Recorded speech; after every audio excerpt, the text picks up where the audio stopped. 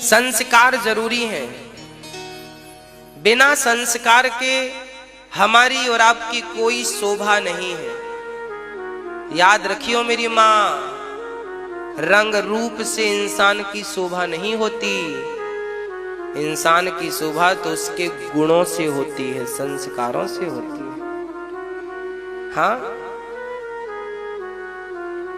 सुंदर तो बहुत लोग होते हैं, बहुत सुंदर सुंदर भी लोग मिल जाएंगे आपको, पर सुंदर लोगों में गुण ना हो तो उनकी सुंदरता किस काम की। इसलिए व्यक्ति की कीमत उसके स्वरूप से नहीं है, व्यक्ति की कीमत उसके स्वभाव से है। स्वरूप से कीमत नहीं होती, स्वभाव से कीमत होती है, संस्कारों से और विचारों से कीमत होती है। इसलिए आपका स्वरूप कैसा है मायने नहीं रखता, आप गोरे हैं कि काले हैं। माता शबरी बिल्कुल काली थी, हनुमान जी बंदर जैसे हैं, बंदर ही तो है। हनुमान जी कौन सुंदर है भाई? हनुमान जी सुंदर हैं क्या? बंदर जैसी आकृति है, बंदर ही है, फिर भी राम ने गले से लगाया कि नहीं? भगवान ये थोड़ी कहते हैं कि तुम हमारे पास सज धज के आया करो। भगवान ये थोड़ी कहते हैं कि हम सुंदर लोगों को ही मिलेंगे। अरे भगवान तो ये कहते हैं कि तुम्हारे हृदय में यदि प्रेम है तो तुम बंदर ही क्यों ना हो, मैं तुम्हें हृदय से लगाने को तैयार हूं। बस प्रेम राम ही, केवल प्रेम प्यारा। रूप और रंग का भूखा तो आज का इंसान है। सांसारिक लोग जो होते हैं ना, ये रूप और रंग के भूखे होते हैं।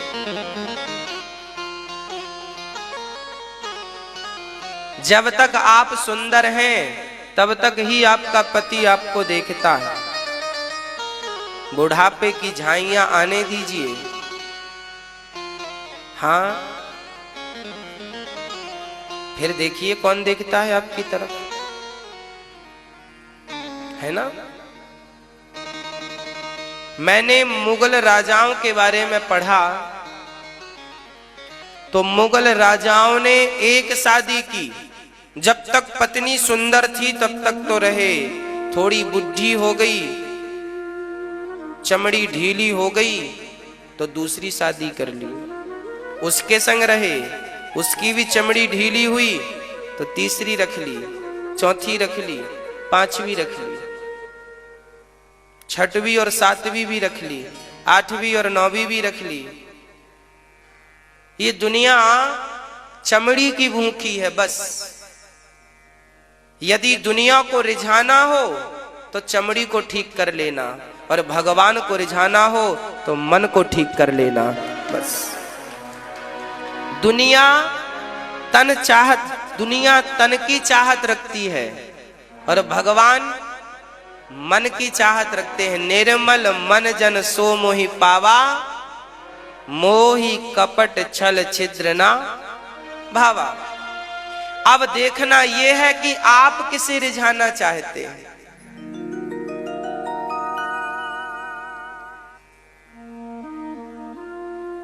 बुढ़ापे में शरीर जर्जर हो जाता है, कौन देखता है बूढ़ों की तरफ। इसलिए कोई तुम्हारी तरफ देखे ना देखे, पर तुम जरूर बिहारी जी की तरफ देखना बस। और याद रखना कि जब तुम बिहारी जी की तरफ देखने लगोगे ना तो सब तुम्हारी तरफ देखने लगेंगे। एक बार देखो तो सही उनकी तरफ।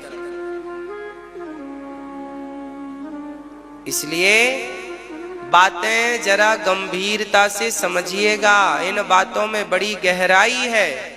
मैं तो केवल सूत्र देता चलता हूं आपको, इनका भी विवेचन करूंगा तो इसी में 3 घंटे निकल जाएंगे। इसलिए समझ लो आप, बस आपकी आंख खुल जाए, बस आपकी समझ में आ जाए। बस संस्कार हमारे यही कहते हैं। सबसे बड़ा संस्कारी कौन? आज लोग यही कहते हैं ना कि मेरा बेटा ध्रुव जैसा हो, प्रहलाद जैसा हो। कोई माँ बाप ये थोड़ी कहते हैं मेरा बेटा रावण जैसा हो। भाई धनवान तो रावण भी था, पर कोई माँ बाप आज तक, जो लोग भगवान को नहीं मानते, वो भी अपने बेटे को रावण जैसा नहीं बनाना चाहते। आप चाहते हो कि आपका बेटा रावण जैसा हो? जबकि रावण में क्या बुराई थी? सोने की लंका थी। फिर भी उसके जैसा कोई नहीं बनना चाहता।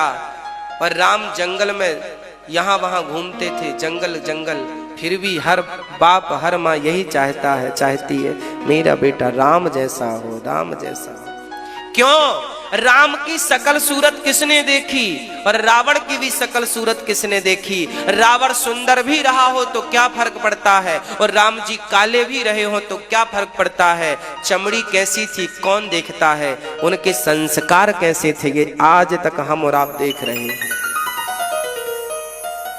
रावण को तो आपने भी नहीं देखा, हमने भी नहीं देखा, फिर भी रावण जैसा बनना नहीं चाहते, क्योंकि रावण के संस्कार गलत थे। राम को आपने भी नहीं देखा, हमने भी नहीं देखा, पर राम जैसे सब बनना चाहते हैं, क्योंकि राम के संस्कार हमने सुने।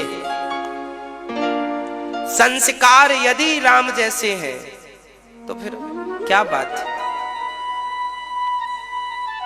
संस्कार जरूरी है बच्चों को, केवल बच्चों को ऐसा नहीं, माता पिता को भी संस्कार जरूरी है।